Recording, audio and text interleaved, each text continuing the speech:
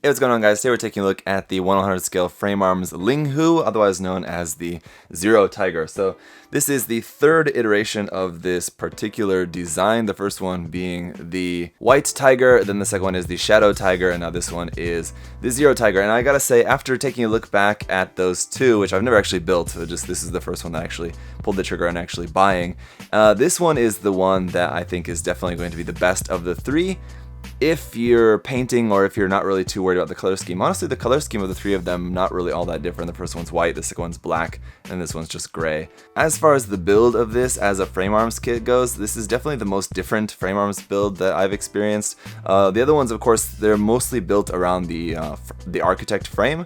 That just provides kind of the basic skeleton, and the rest of the kit is built around that. This one doesn't really have any of that. It has a couple of aspects that are kind of similar to the architect frame in there, but for the most part, I mean, the inner frame of this and the entire build is all completely different. This is actually much larger than other frame arms kits that I've built. Other frame arms kits have usually been just a little bit larger than an HG, kind of the size of maybe a small master grade. This one is definitely taller, and I'll show you a comparison here in a bit as well.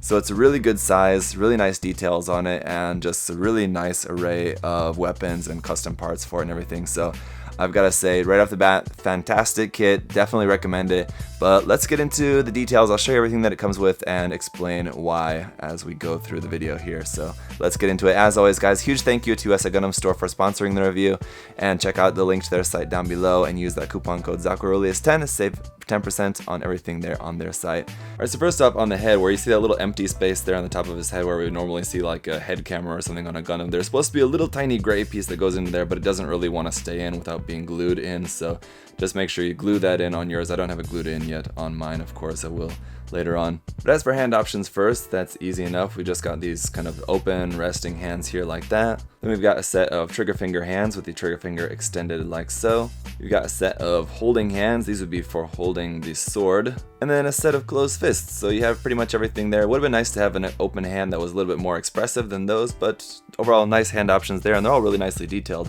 and everything there as well. We have some optional armor bits, so here on the shoulder you can swap this out if you prefer. Change out for this more angular, kind of simple armor there that's not quite as shapely, but it does have an interesting look to it. Over here on the side of the arm, you got this extra little piece of armor that you can plug onto here if you want, like so. If this is looking a little bit like the Sahelanthropus or something like Metal Gear, and this shield is looking a little bit like the Sahelanthropus' shield, that is because, again, this was designed by Yoji Shinkawa, the same mecha designer who designed the Metal Gear Solid robots. And then for down here on the side of the leg, we have an extra armor piece optional for down here as well. That just goes onto there like that, so you can see this would be the original side, original shoulder armor, and no extra armor on the arms and legs. And on this side, you can see it's more armored up like that. So you can mix and match. You have those for both the left and the right side. You can fully armor it up or leave it like half and half like this, or whatever you want to do with that. So those are really nice optional parts there. You've got his laser rifle here, which is, again, very similar in terms of its design to the one that came with the frame arms girl, Baihu, just larger in this case to fit the larger mobile suit or the larger mecha here. But like with the frame arms girl, you can also remove parts of this to make it in just to more simpler form here. Basically turn it into like a more laser pistol kind of thing like this if you wanted. And then you have the back mounted cannon, which uses the same core piece in the center there as the rifle, as you can see it like that. So you have two of those, and that's important to know for when we talk about the extra parts later on. But anyway, this just has a couple of points of articulation here. You can just rotate that like that. Plugs on here onto the back, just on there like so, and up over the shoulder. All three versions of this kit share this back cannon.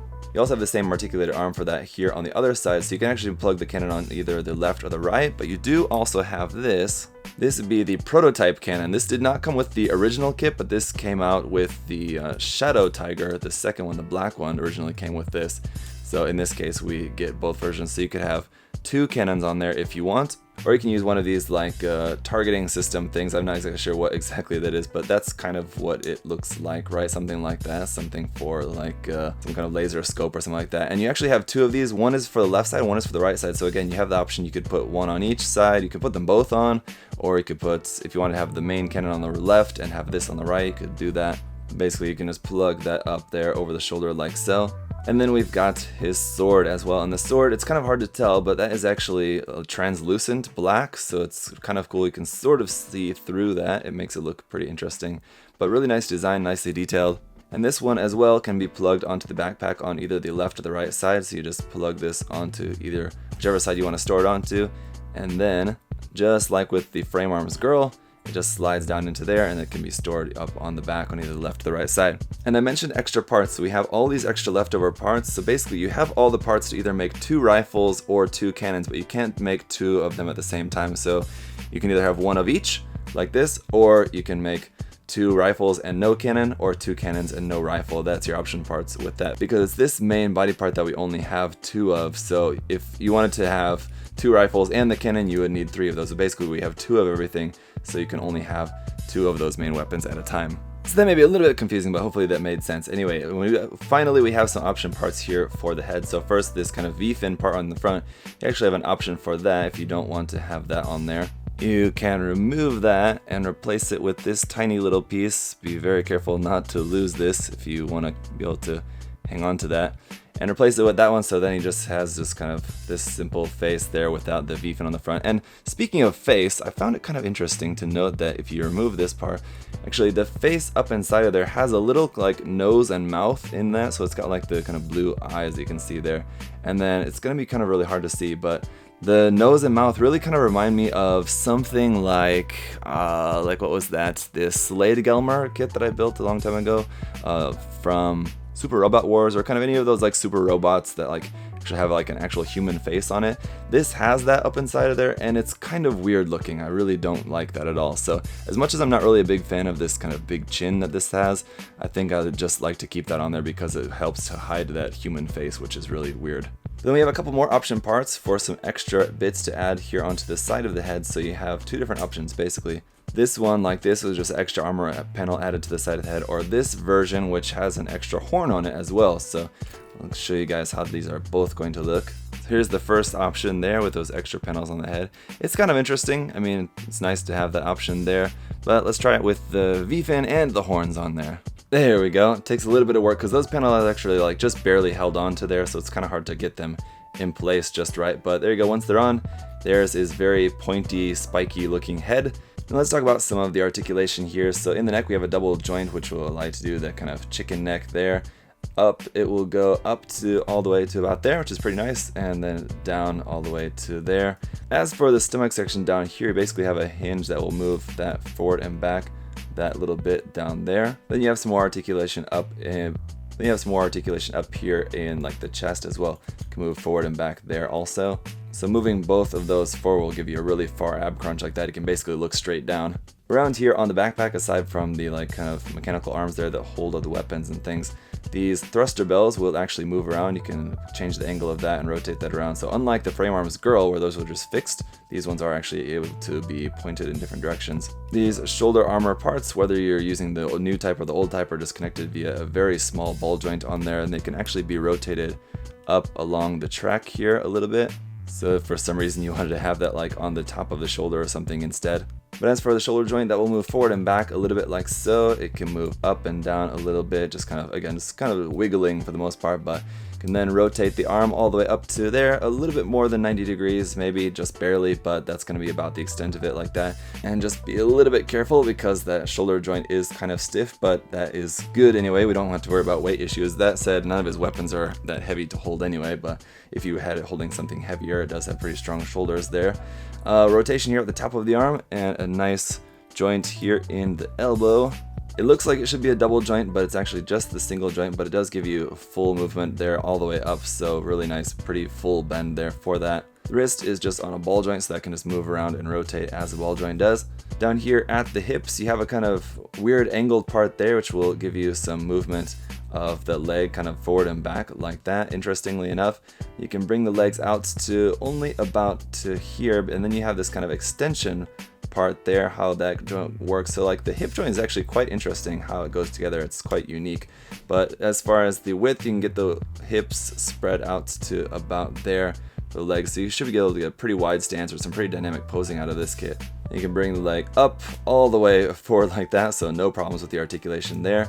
Our double joint here at the knee will give you a nice pretty full bend there. It looks like it's more than 90 degrees. 90 degrees I guess would be something like that. So it's more than 90 degrees, but can't really bend any farther than that just because of this part here on the back of the leg. But you can see here, aside from this hard point there for attaching the extra piece of armor on that, you also have one up here on the thigh if you wanted to add some sort of extra like MSG weapons parts or something like that. Any sort of optional parts you can also add there onto the thigh.